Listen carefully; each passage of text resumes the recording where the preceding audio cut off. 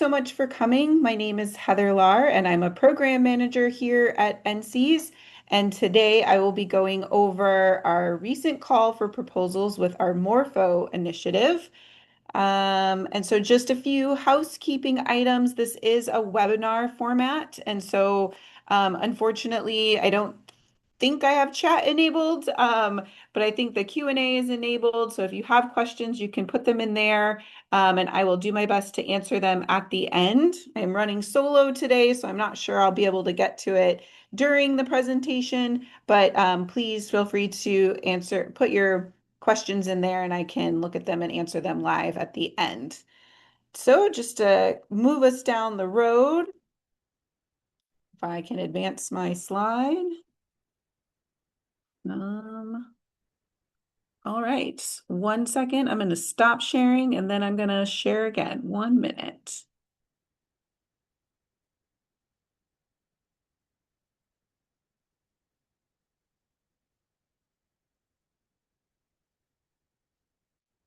Okay, now I should be able to advance my slide. There we go. What are we talking about today? I'll give you a little bit of information about the call, the background of the Morpho Initiative. We'll go into what a synthesis science working group looks like so you can see if you fit the bill. I'll talk a little bit about the application process and give you some tips there. We'll go over then once you apply, what we're looking for, what the evaluation process is, and then how you can stay updated with us. So for those of you that might not know NCEAS, the National Center for Ecological Analysis and Synthesis, which is a mouthful, and therefore we just go by NCEAS. We've been around for a little bit over 30 years. Last year was our 30th anniversary. And we have, I think one of the best forms of flattery is imitation. And so we were the first synthesis center, meaning we bring together people to come and think the big thoughts and solve the world's problems. And now I think they're changing, but there's like 20 or 25 other synthesis centers that kind of do similar things. But we were one of the first. We've learned a lot over the 30 years. We've also published over 3,500 papers. We've housed over 200 postdocs here, which is great. Currently, we have somewhere like 8 to 10 of them here with us now. Our top 10 papers have over 115,000 citations. We bring in researchers from around the world, and it's been copied in over 30 different synthesis centers. I think some of those have unfortunately closed since this slide was made. But so that is who we are at the core. And our Morpho initiative is all about convening scientific synthesis working groups to develop and accelerate science in service of environmental management. And so if you have been a part of NCEAS before, potentially you've been in a working group, which I'll tell you more about what that is in just a minute, but a group with maybe all other academic scientists. And what we've learned is that if we really want to make science actionable, we need to have a diverse set of people in the room and including stakeholders and managers in that discussion, in that creation of the science is really important. And so the Morpho Initiative was born. So what is synthesis science? It's the act of combining data and theories, tools, and you gain new insights and answer new questions from existing data. So we're not going out and collecting all the data, which is by far obviously a fun part, but we already have the data. What else can we learn from it? This type of science is particularly well suited for when there's a broad base of existing data and pressing large scale questions that need to be answered. So sometimes, we have data that's been collected over 30 years or 10 years, and like what kind of answers can we get out of looking at all of those large data sets? And it's really great at helping researchers untangle what is known and what is unknown in a field, which can actually open the door for solving real world problems. And here at NCEAS, we have the working group model, which is typically 12 to 16 people, and we really encourage a diverse set of people across government agencies, NGOs, tribal governments, academic institutions. Um, and they all come together here at NCEAS, which is neutral ground. And over the course of our 30 years, we've really started to learn how important that neutral ground is. It's just even if you're at the office and then you get stuck into the things that you were already doing. Oh, let me just answer this question. Or maybe somebody will come in and ask you a question. But when you are away and you're on neutral ground, everybody can really, really focus in on the task at hand. It's cross-institutional, so we've learned that bringing in, people from different institutions, again, different walks of life is really important. We provide staff support and trainings and logistical support. I'll get into that in a minute. We've really started to learn that these synthesis participants kind of leave more collaborative than when they started, which we think can really boost their careers. And in-person meetings, publications tend to increase when you have face-to-face time. So the Morpho Initiative is kind of our most broad initiative. The sky is the limit. So we are looking for any synthesis idea focused on management relevant environmental science.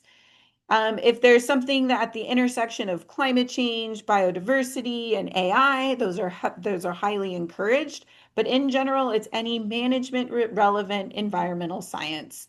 And just a little, tidbit about Morpho and our logo is, we really chose this because they are a symbol of powerful change. And that is what we are hoping these groups can bring together is science for solutions, science for powerful change.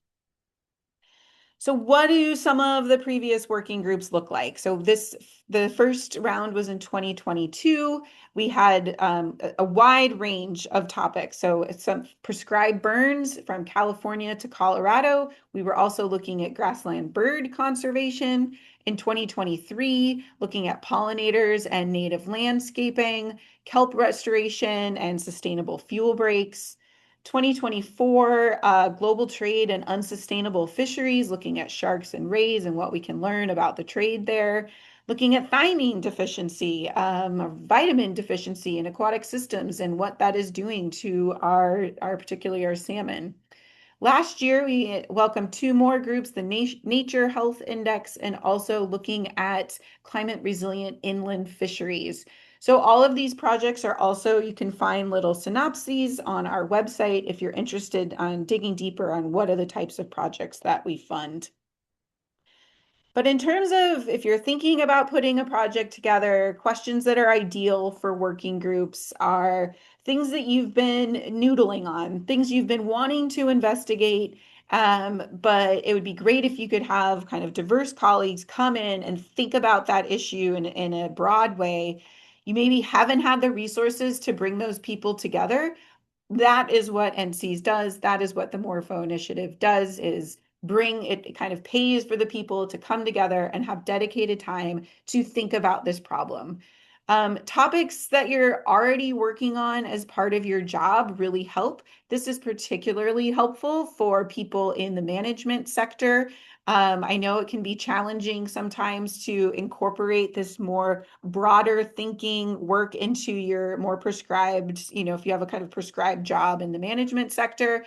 But if you're already working on something, what science have you been really needing to move something forward? Those are really the types of projects that go far, in that if I just knew the answer to this, I could do my job so much better. So what do we provide? As I said, we provide funding for meetings. So all travel expenses are covered by NCEAS. And it is important to note that no money is actually transferring from NCEAS to your institution. And so you don't have to go through your Office of Research or anything like that. We try and keep things very, very simple. And we will just pay for everybody's expenses to come here. We also provide trainings in collaborative data science, communication, and facilitation. We have a monthly training series with those different topics that you are welcome to join if you become a Morpho project. And then if there's also specific training needs that you might identify in your group, we can set up individualized training. So for instance, we do have trainings on Git and GitHub collaboration, but maybe there's some unique element of that within your group. And in order to move your project forward better, you would be really great if we could just do a 1 hour training on that. We can work with you on that. We provide IT support and high performance computing here at NCEAS. And then we also provide facilitation support and advice on how to get people from A to B within a week and over the course of many years.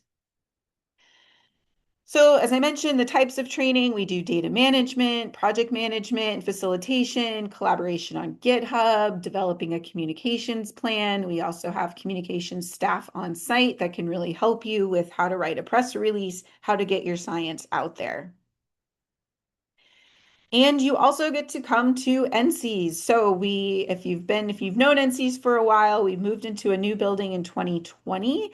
And that is our new building there on the left, the NCEAS facilities. We have a beautiful outdoor terrace. I cannot guarantee that every day looks that sunny and bright, but I can say most days do. So it is pretty exciting to be here. And we have a lovely conference room that has a great hybrid setup if people do need to join remotely. So what we do not fund, we do not fund salaries. We do not fund collection of new data or field research. And as I mentioned, funds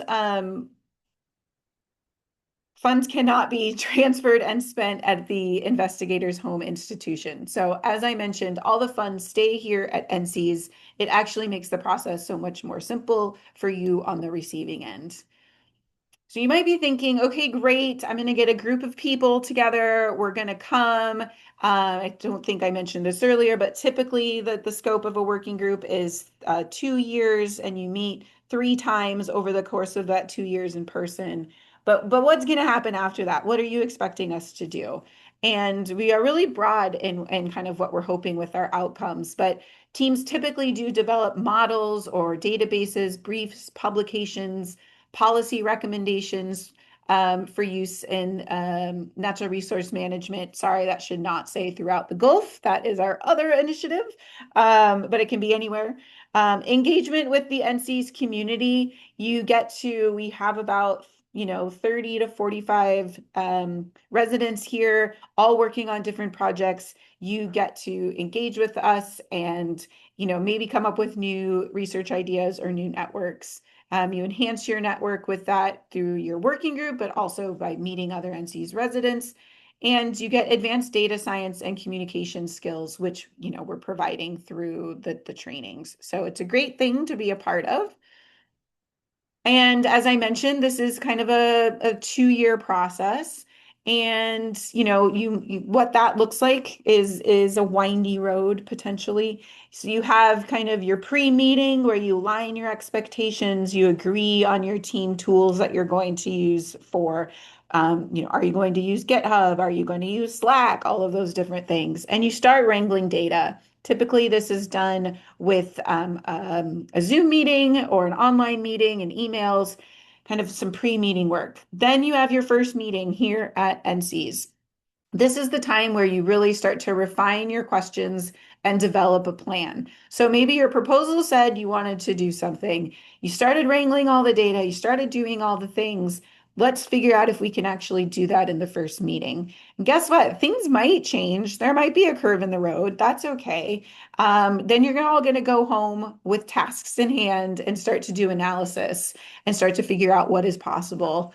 In your second meeting, you'll start to review some of those analyses. You'll realign on kind of the end goal and the scope of the work. And at that time, a lot of teams usually start to break out into smaller work teams.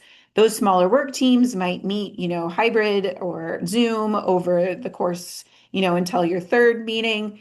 Your third meeting kind of comes at the end and where you're really working on your outputs. And so we've had teams kind of come together and just say, we are going to write the whole paper this week. And they sit down and they write. Sometimes it's more just outlining multiple papers or getting things in order. So it's really about your last meeting is focused on what are we trying to produce, and then how are we going to communicate about what we produced. Something to bear in mind if you are here listening to this and you're like, this sounds like an amazing idea. How can I pitch this to other people? What do they need to know about being involved in a working group? So we have this here on a slide, is that if you are going to be a working group member, it's not just, free trips to Santa Barbara. Yay, that's great. But you do need to commit to actually coming to Santa Barbara to be part of a meeting. Obviously, life things come up, and that is why we have the hybrid option. But we really do believe that some of the magic in the sauce is being in person and chatting with each other in meetings, between meetings, and all the things.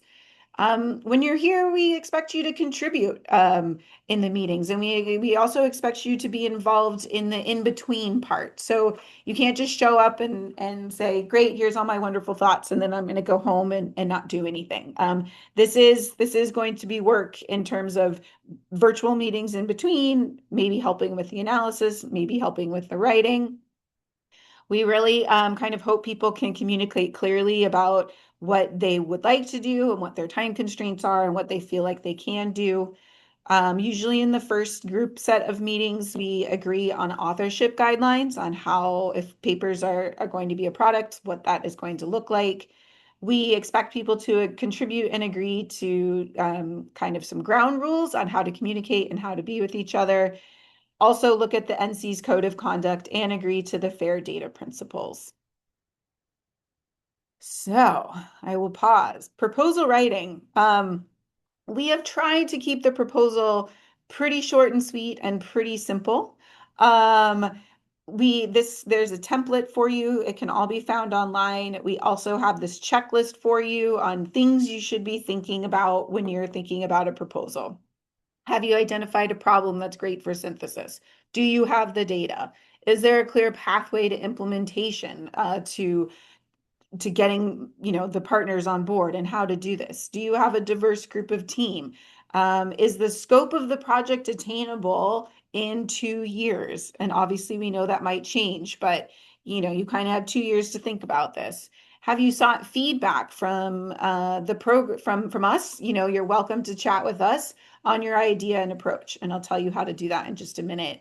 And have you considered the need for working group facilitation? I know a lot of people have said, oh, well, I collaborate all the time, but it is really important to put some thought into how are you going to go from, I have a bunch of people that may or may not know each other with a bunch of ideas and get them to come together, work together, and then actually have an outcome by the end of each of those meetings. So, as I mentioned, there is a proposal template, and that can be found on our website. If you're really new to this process and working with NCs, we also have a proposal writing guidance document. Again, that's on our website. It kind of goes through all of the things you need to think about. We also have weekly office hours from 10 to 11 a.m., and you can sign up for those on our website as well if you have an idea, if you want to chat about it, if you are thinking, is this a good idea? Are these the right people? What else do I need to know? Feel free just to sign up for our office hours. And we also have very minimal reporting requirements. We basically kind of ask you once a year, how's it going? Give us a brief on the products that you've come out with. So we really want to take all of the logistics and hard part about getting people together. We at NCEAS take that on, and we want you to spend time thinking the amazing thoughts and, creating change in the world. So the evaluation criteria and the review timeline. So the proposals are due on April 15th. We will be reviewing them throughout May and June. And then typically we will announce the winners in July. And we expect working groups to, start coming in the fall of 2026. And so I mention that because the hardest part about any working group is getting 12 to 16 people to agree on a time to travel.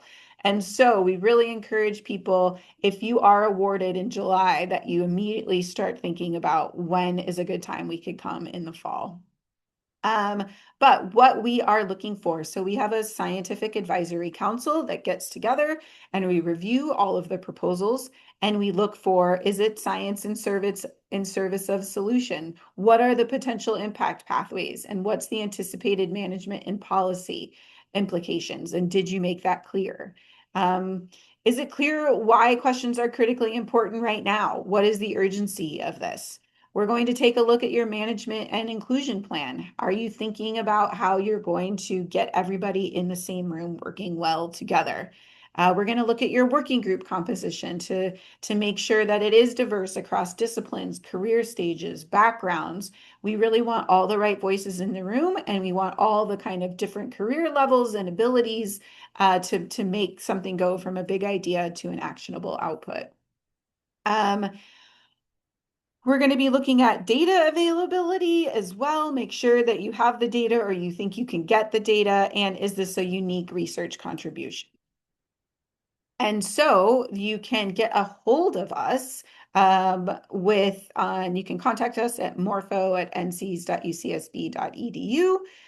You can visit our website. You can follow us on Blue Sky. And again, you can join one of our office hours from 10 to 11. And so I'm pretty sure that's all I have.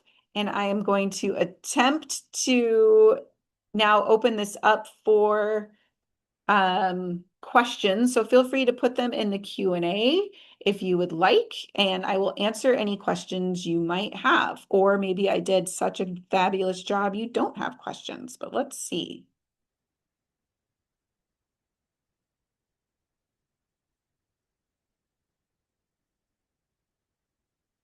Iris, I see you have a question. I'm not sure if you're actually going to be able to talk. I think you might have. There we go. Put it in the Q&A.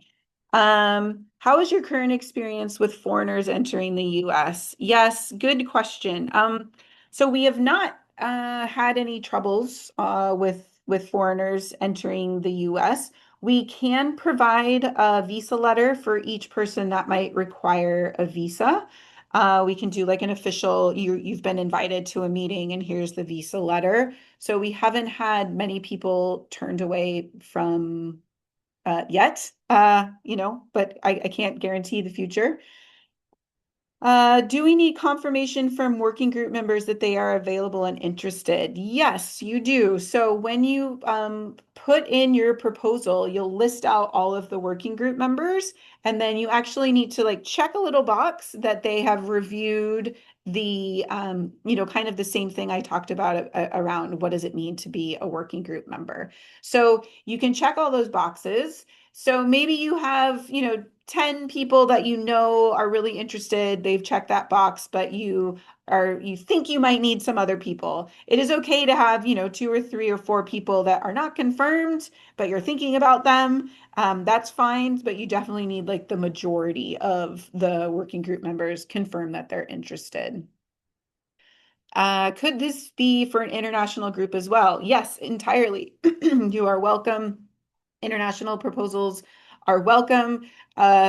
Again, we haven't really had too many issues with the visas and the traveling. Maybe it's something to consider, but in our regard, international proposals are welcome.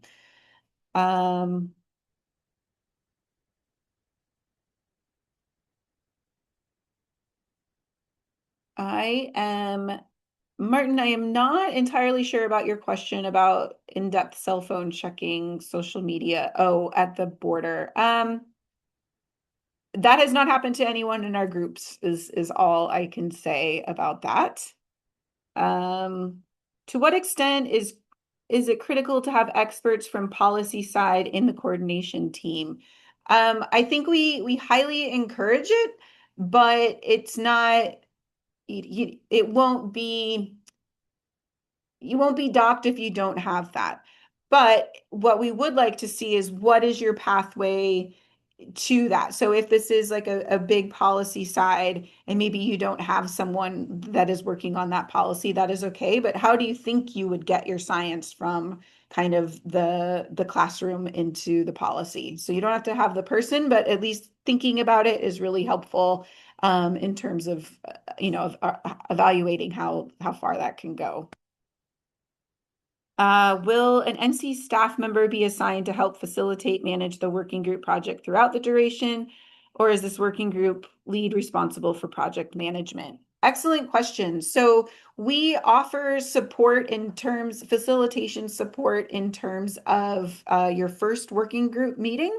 And typically we will meet with you before, a couple months before your meeting and start thinking about what does an agenda look like? How does this, how should I start to think about what should be in this first meeting? We also have a whole handbook on facilitation and like meeting number one, here's what you should be thinking about. Here's a sample agenda. Here's authorship guidelines. We have different cheat sheets available. So we are here to support you in those efforts, and we will be available for your first meeting. In terms of project management, that is part of the team that needs to decide how management is going to be handled. Some people use GitHub for project management, and we actually do a training on project management in GitHub. Other people, kind of assign one person to make sure things are moving forward. But the team, the project lead will kind of need to, they're the ones ultimately responsible for getting the project over the finish line, and how they delegate that responsibility of project management is up to them. But we do have a lot of resources available to help people figure out how and what they want to, how can they project manage. Um, Another question. So if grants are given in July, when would they start and when would they end?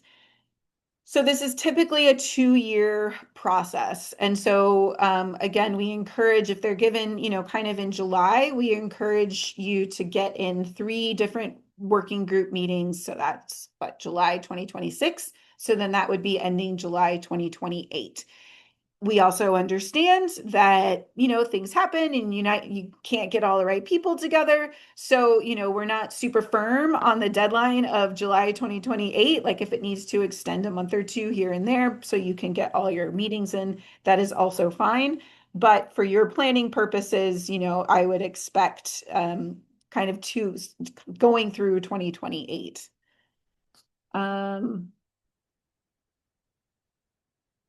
I think I've answered many of your questions that I can see. If there's any other questions, again, you can reach us at the morpho.ncs.edu. Oh, I'm seeing some more questions. Good. I'll keep stalling. Or you're welcome to reach out to us and schedule some office hours to talk about the different ideas.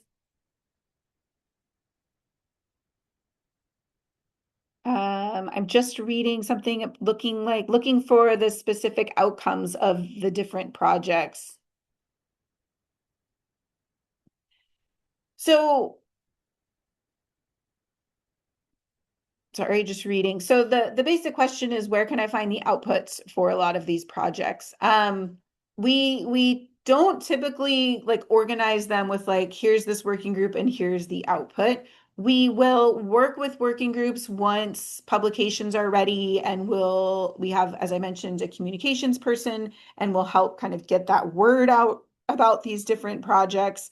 But we don't specifically link that here's a working group and here's an output. In large part because some of these things, as you all know, can take many years. And so we have, our 2022 groups are still working on papers that they've been developing. And so it's sort of a fluid output. You don't have to have all your outputs done within your 2-year time period. So I don't know if that answers your question, but yeah, there's not like a specific place. Will you share the presentation? Yes, this presentation and the slides will be available on the website, as well as the recording. And so you can see all of those different, all the slides that you might need. All right. I talked fast. I talked a lot.